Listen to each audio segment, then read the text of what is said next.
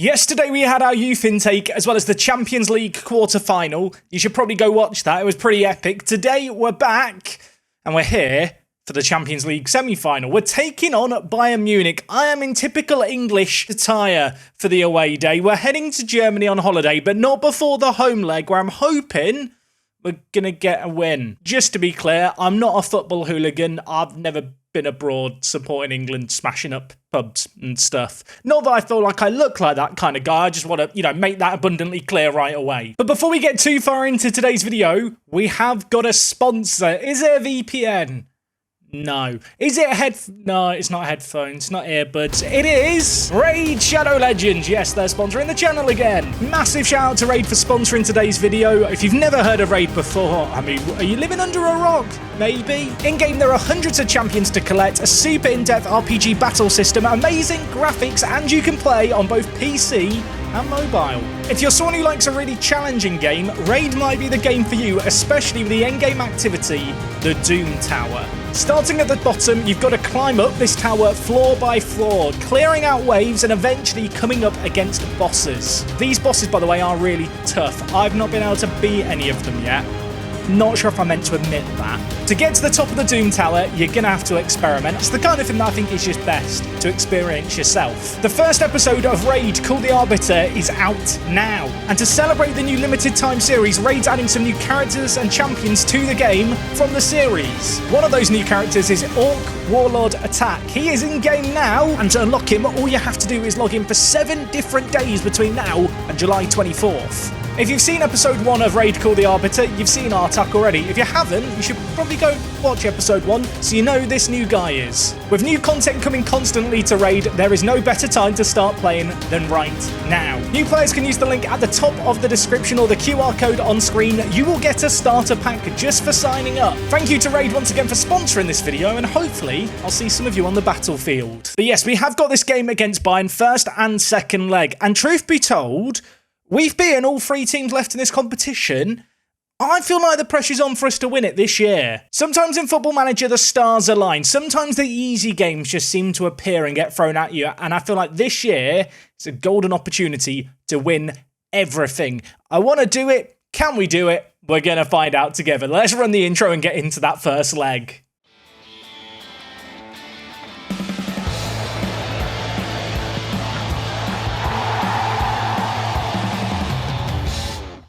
So today it is episode number 123, 124. I should have checked the number before I started this episode. I haven't checked the number. Whatever number it is, I'm sure it's a great number. If you want to leave a like for this great intro, that'd be amazing. Feed the algorithm, you ultras, and I need you to feed our team today. We need energy going into this game against Bayern Munich because we've been in a brutal run of games. We have played just one match since you were last here. It was this game against Tottenham in the Premier League.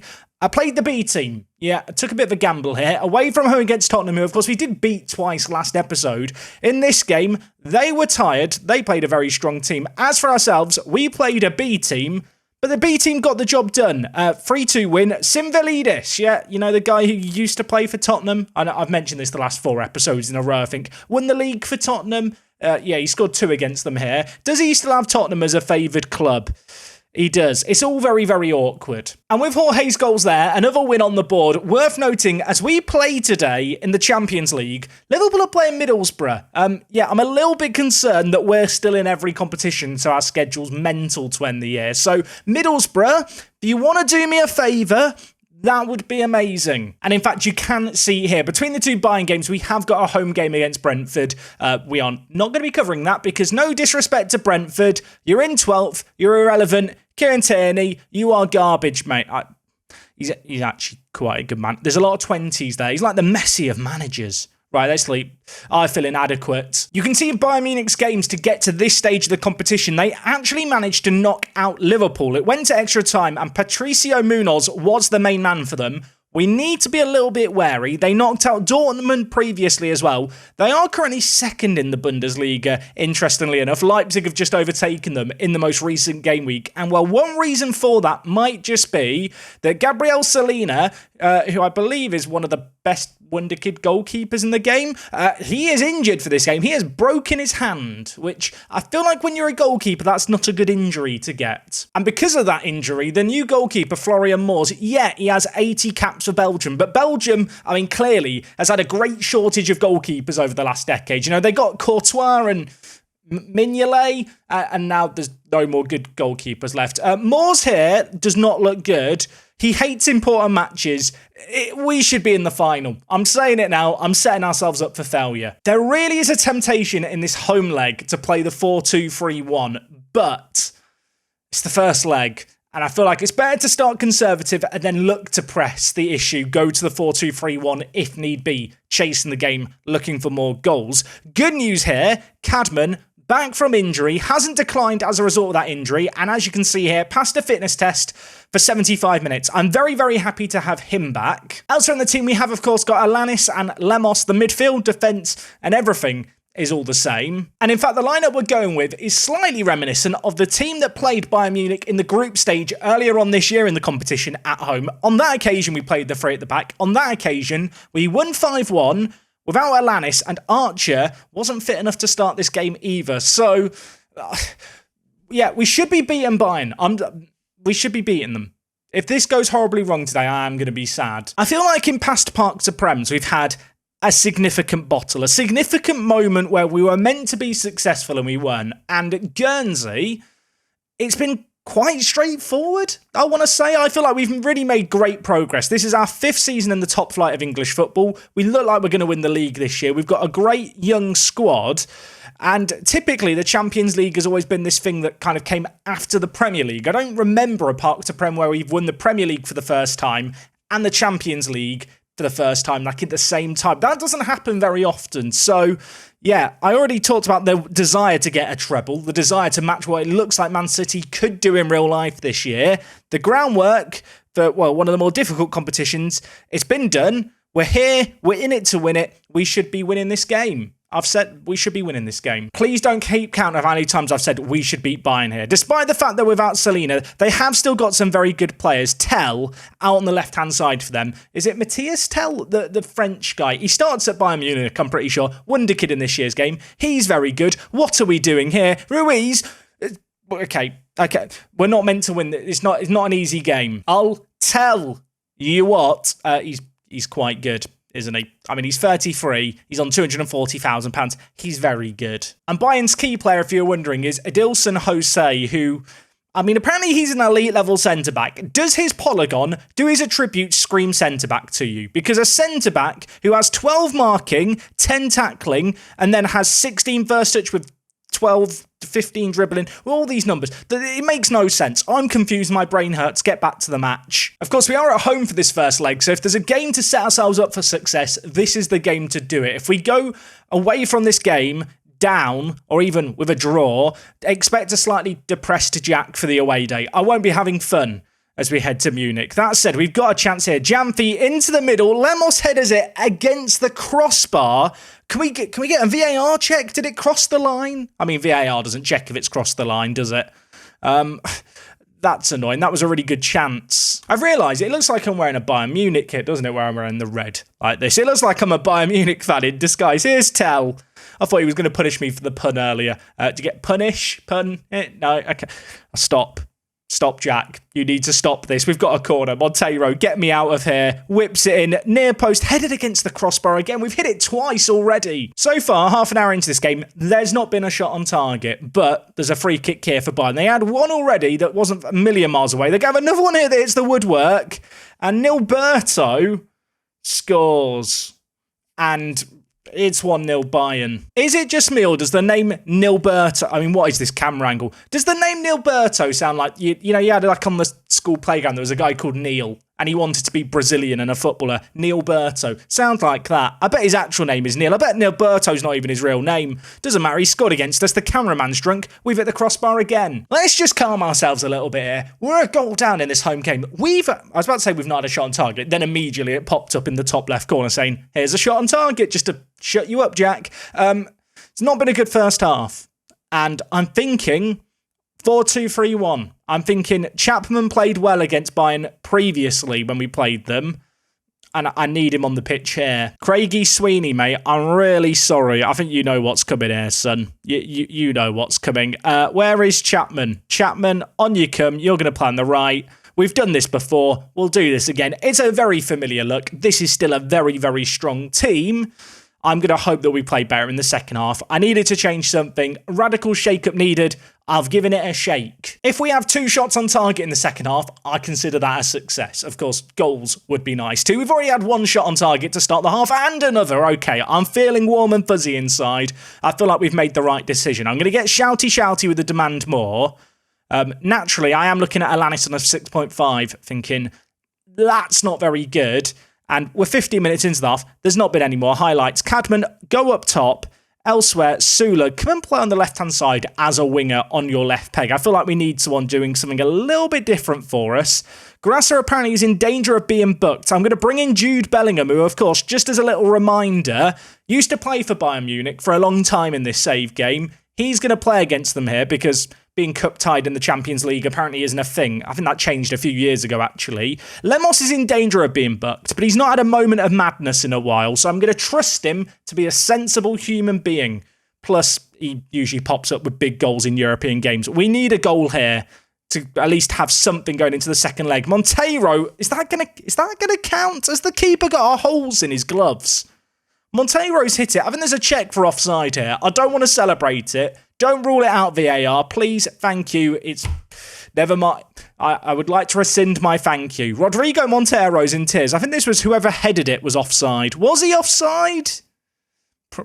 Maybe. I mean, the goalkeeping is questionable. If that's their goalkeeper, shoot on sight is what I'm thinking now. Get rid of play out of defence. We're going to go more direct. No more Mr. Nice Guy. Distribute it to the flanks, in possession. Let's make the pitch as wide as we can, and let's change things up here. We've got 20 minutes. Their goalkeeper is absolutely awful. I say it, he's on a 7.0. Of course Florian Moore's on a 7.0. 12 minutes left in this game. I need a hero. I'm calling out for a hero. I'm bringing in Big Knot, and I'm also going to bring in Simvilidis. Simvilidis, we have this option to buy at £34 million, which I'd love to exercise, except whenever I talk to him, he wants £200,000 a week. If he gets a goal there, I'll give him the 200. Okay, maybe I'm getting carried away here. But if he gets a goal, I'll consider it. It's whipped back post. It's headed away. Monteiro gets it back into the box. Simvilidis goes down in a heap. Apparently it looked harsh according to the commentator. I'll tell you what harsh is. Harsh is the offside decision that was given 10 minutes ago. Give me the penalty, referee. Is it going to be given? It is going to be given. Who is over it? It is going to be Chapman. I'm nervous for this. Their goalkeeper looks so small in the goal. We should be scoring. We are scoring. It's 1-1. Ethan Chapman, you beautiful, beautiful man. He was signed from Manchester United for £40 million to be that impact sub. An impact player, has bags of pace, can score goals, assists a ton. He's managed to do that here. Bayern have gone to a 4-2-2-2. Got to make sure I say the right number of twos. It's an interesting tactical change. I mean, if they score now, I thought their tactic was a load of rubbish. And now there's a highlight. And now I feel like I shouldn't say anything. It's Nilberto. Of course, it's blooming Nilberto. Nice hold, Manny Wilford. That was a great save. Okay, there's 5 minutes of added time. There's 2.5 minutes left. There's another highlight. Why are we doing this to me, Football Manager? If we could complete a comeback, it would feel massive.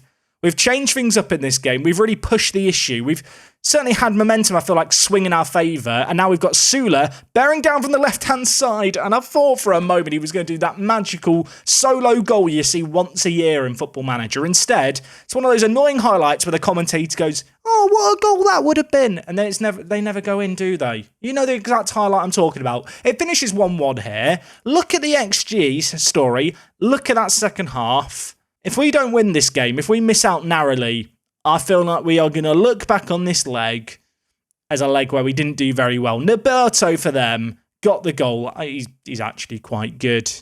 Either-footed, he is quite good. I don't care. Stupid name. Right, we've got another game in a week against this lot. I just remembered there's one thing that could cheer me up. Middlesbrough, did you do me a... Of course Middlesbrough didn't do me... They were never going to do me a favour. Endrick and Kruger have got 10.0 ratings, both of them. I mean, this is what I'm competing against. There's Kruger. Here's Endrick just as a little refresher. I mean, in terms of striking duos this year I've seen in Football Manager, like... This is filthy. I feel like I need to go have a bath after looking at these two. Right, we have got Brentford midweek. I've already established, don't like Kieran Tierney, already stole their best players. They're rubbish. Their brand of football's boring. Therefore, we're going to come back in, a week. Brentford should be a win. If we lose it, we will still be 5 points ahead of Liverpool with a game in hand. It should all be fine and dandy. What's a little less fine and dandy is the state of play going into this second leg. I need to think about which formation I'm going to use. I'll see you over in Germany. I'm afraid to say, doesn't matter what happens in our second leg against Bayern, won't have been as good as the other Champions League semi-final, where Lyon, having won the first leg 3-0, lost against Hertha Berlin 4-1. They scored in the last minute, Hertha Berlin, to take it to extra time, and then they managed to win on penalties. So, if we beat Bayern, we will be taking on the exact same team that we played in the Conference League final last year. Of course, in real life, Hertha Berlin have been relegated. So, bit weird, but they are always very good in Football Manager. I assume in FM24, Hertha Berlin will be rubbish, but what would I know? I know nothing. In our midweek game against Brentford, we did end up winning. Pleased to report, Zenvelidis got on the score sheet. Big Knock got an assist. Unfortunately, Ethan Chapman picked up an injury, which means he's not available for today. And in fact, he may well miss the rest of the season. Up to 3 weeks out. Less than ideal. With that result in the Premier League, we are now pretty much guaranteed to win the league. We need, I think, 2 points from our remaining games, or 1 point, and then goal difference not to change. Liverpool only have 3 games left. Not quite high-stakes drama to the last, but nevertheless, first Premier League title, a massive, massive landmark to hit.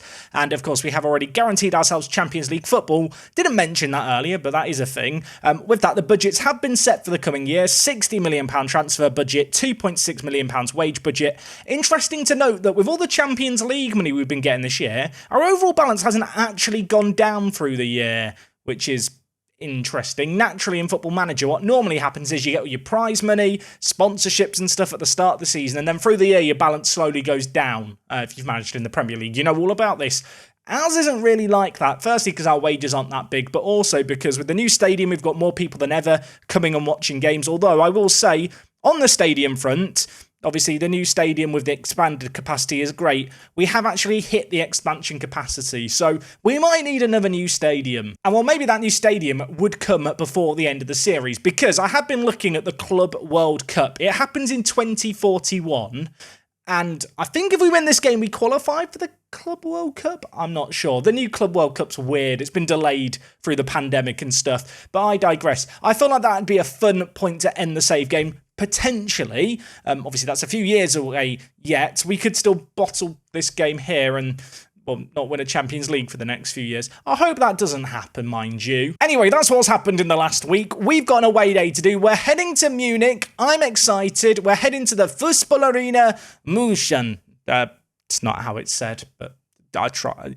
A for effort? A for effort, that'll do. Right, let's load up Google Maps. Did I say load up Google Maps? I meant do an away day, of course. Like, we're not that low budget. We have production values here at Guernsey FC. And, well, we're leaving Guernsey. We're heading to Germany, and we are heading to Munich. I didn't realise how south it was. We're learning so much about the geography of Germany today. Okay, I'll admit it. I did have to cheat, because I assumed that the stadium would be near the Olympic Park. No. I had to Google it. The Allianz Arena. Oh my, what? How did I make this appear? Get me out of here. Here it is in all its glory. I say glory. I mean, car park. Solid car park. What else have we got going on? Solar panels. The old enemy of away days. How dare they be eco-friendly? Is this a train station or is it just a rail yard? I assume they probably do trains on match days. That maybe? I will say, all these paths interweaving does, just make me irrationally happy inside. Are they paths? Are they roads? I mean, I hope they're not roads, because you're going to have crashes with people merging lanes there, aren't you? Is it just me, or does the stadium look really comfy? It looks like it's made of memory foam. I feel like if I laid on the roof, it'd leave my imprint there. Oh my word, I can just do 3D. I could just do 3D like this. Look at... I mean, is it slightly soulless from the outside? Maybe, but it looks comfy to sit on. I mean, the roof, that is. Okay, question of the day. Can I have a look at the stadium? Okay, there are lines in lots of places that I wouldn't normally expect there to be lines. That's a weird sentence to say. What is it with away days and really messed up photospheres? Either that or there's two stadiums, which I don't think is the case. I'm sad that we can't go look at the megastore because apparently it's up the stairs and no one went upstairs. I was just enjoying the fact that Google Street View went round the edge of the stadium. I have noticed that this bloke here just decided, I'm just going to walk in front of Google for their entire lap of the stadium. I don't know if I respect this or not. Do you reckon the guy operating the camera, I say guy because, I mean, you can see the shadow. He's wearing a camera on his head. Do you reckon he was annoyed by this guy? Was this an accomplice also? How did they deal with the fence? How did they went through the gate? That's not very exciting, is it? I will say, from the outside, the stadium is right on the edge of the city. There's not a load of away day shenanigans going on. I feel like so much this hinges on, is the stadium nice on the inside? I have to say, as far as seat art goes, because we talk about this a lot, big fan of seat art. It's a bit like pixel art, but with seats. It is one of the more impressive ones. Some of the football clubs we've looked at, they wrote their names really crappily in small letters. I'm thinking back to Peterborough. Compared to Peterborough Stadium, yeah, here at Bayern, that they know how to do the seat art. I'm impressed. It's been quite a standard away day so far. I'm looking for something weird going on. Maybe if I just go to random things, we'll find something odd going on. Or maybe not. I found something. Google infiltrated the Bayern Museum. So here is the Bayern Museum. Now you don't have to pay for admission. When was this? 2018. Here's their trophies. Only one Champions League trophy on display. I say that like they've not won it multiple times. I just remember James Rodriguez played for Bayern. He was actually quite good at Bayern as well, wasn't he? That was a weird fever dream of a season. Do you reckon if I win the Champions League at Guernsey, they'll set up a museum that I can go around? I mean, not in real life, obviously, just in my little fictional universe in my head. I want to believe so. I found the other Champions Leagues. I'd like to rescind my previous comment. You'd think the novelty of winning the league, year after year, the Bundesliga, it would wear off them. No, they've got an entire row of just trophies of, I don't know what the trophy's called for winning the Bundesliga. They've just got a big line of them. Here's all the years where we won stuff. Well done, Bayern Munich. Well, I hope you're proud of yourselves. Okay, the Allianz Arena, I do have to give it a score. Am I slightly bitter about the fact we drew the first leg? Potentially. I am going to give you a score of 5 out of 10. I feel like it was kind of just an average away day, and 5 out of 10 is average at best. So I have decided to make a bit of a radical decision going into this game, but we are going to start with the 4-2-3-1. If we want to go more defensively, if we take a couple of goal lead, I might look to change things up. But I just feel like for this game, given how the first leg went, playing on the front foot is, the best idea we could have. Unfortunately, with Ethan Chapman injured, we are without an essential cog in the machine. It does mean that Tyrese Bignot is going to come into the team, who is a player who I feel like has never quite lived up to his potential, but under the radar, he's actually been having a pretty solid season. His goals and assists aren't that crazy, but 7.07 average rating, and I'm looking at the 22-year-old. I'm hoping he's going to bring a little bit to the table here, cutting in on his left foot. He, of course, is surrounded by the usual suspects. Our best possible 11 for this system. Lemos, Alanis, Cadman. 3 players who really didn't show up in the first leg. Hoping we get a bit more from them. Grosser, Montero, they were fine. Defensively, I didn't think we were that bad against Bayern. They didn't really create a great deal. We just need to take our chances. We need our big men, our big blokes, our, big guns, the goal scorers, actually to start scoring goals. I'm looking at you, Matthew Cadman. I would be a lot more relaxed going into this game had we managed to get a win in the first leg. We were the better team. We showed that we do, I think, have that better quality. We demolished them in the group stage. We should be able to do that. They're playing the 4-2-2-2 system. Also, Musiala is still at the club. Is that me who thinks that's mad? He must be getting on a bit. I can confirm he's 35 years old. He's still rather good at football. I can't say that we've played against a 4-2-2-2 all that often during our time here at Guernsey. What a weird system. I don't remember them playing this against me in the group stage. Maybe they did. But nevertheless, this is the kind of game that I think if we want to win the Champions League, we need to be capable of turning around. Their only goal came from a rebound on a free kick. We're playing on the front foot in this game here. Am I about to regret it immensely? I don't know what I've just witnessed, but the ball's not in the back of the net. Wilford saved it. Anu Giamfi, a player who I do feel like has been a bit on the quiet side this year. I think Archer at right back has like 14, 15 assists. Giamfi, by comparison, has 8 or 9, I want to say. So would love a better performance from the left back. And well, Rios, oh my word, what a tackle that is. He steals away the ball. Now we look to counter. Big Knot to Lemos' right. Loads of players in the middle. Big Knot is the man picked out. Goes down in a heap, but it falls to the man, the myth, the legend. Gustavo Lemos scoring in Europe. It happens very, very often. It's happened again here. Little bit of fortune about how the ball found its way to him. We caught Bayern on the counter-attack. Committed men up the pitch. Lemos came bearing down, laid it off to Big Knot, who was tackled, but the ball fell straight to Gustavo, who hit it first time, and the goalkeeping was suspect, but the finishing was not. Set piece here, Monteiro looking to get it to the near post. Rios is there. He heads it against the crossbar and over. We really do have a vendetta against the woodwork. And well, I'm going to hope we can keep this momentum going. We've started this game really sharply. So far, the decision to play the 4-2-3-1 looks like an inspired one. And well, we've got the ball here in a really dangerous area. We've knocked it around superbly. Big Knot's touch has let him down there a little bit. Now it's with Bayern looking to bring the ball out of defence. Marinov to Nilberto, who of course was the goal scorer for them. His pass is wayward. Grasser looking to switch it to Cadman. That is a sensational ball. What can Cadman do here? First ball is blocked, falls to Lemos. He goes down in a heap. We're going to VAR. The ref puts his hand to his ears. Are we going to have a penalty? I'm not getting my hopes up because, as we've seen lately, these aren't always given. But a penalty would be nice. A penalty is going to be what we get. And who is the man over it? Of course, it's Jaime Alanis, the number 9. A man who has ice flowing through his veins. Can he score here? Of course he can score here. We have scored 2 penalties in this 3-1 aggregate scoreline so far. I'd argue you make your own luck. You could only get penalties if you get into their penalty area. We've done it on a couple of occasions. And, well, we've won a couple of penalties. Alanis, great finish there. 3-1. Oh, okay, stress levels slightly more manageable now. Halfway through this first half, I want to acknowledge the fact we've only had 38% of the ball. We are not having a lot of possession here. Bayern having a lot of the ball around the back, but not really creating a great deal going forward. You can see the XG, of course, as inflated by the penalty, but just in terms of quantity of chances. For all of the possession Bayern are having, they're doing very little with it, and this first half is just flying by with very few highlights, which under certain circumstances wouldn't be a good thing. Under the circumstances we find ourselves in, 3-1 up, I'm pretty happy with how this is going so far. Bayern looking to go long here. Tell is under it. Rios is going to win the header. Montero to Rios, who's going to spread the ball like a quarterback. Fantastic pass, was red, but we got the second ball. And Cadman, Matthew, God, the big man's turned up. That's all we can say. It's 3-0 here away from home.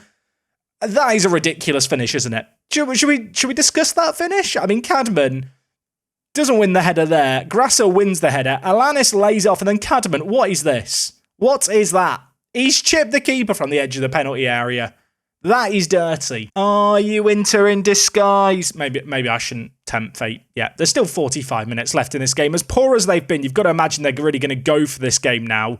Looks like we have got the tactical tinkering correct on this occasion as Alanis is bringing it forward. He lays it to Big Knot. There's Menkun up in the middle. Lemos is one of them. It's sensational. It's beautiful. It is Guernsey at their absolute best. That might be my favourite goal we've scored this game. Often that wouldn't actually be saying a great deal. I feel like in this game here, that absolutely is. Big Knot's cross here to the edge of the box. Then Lemos on the volley, may have even been the half volley, catches the ball as it's rising.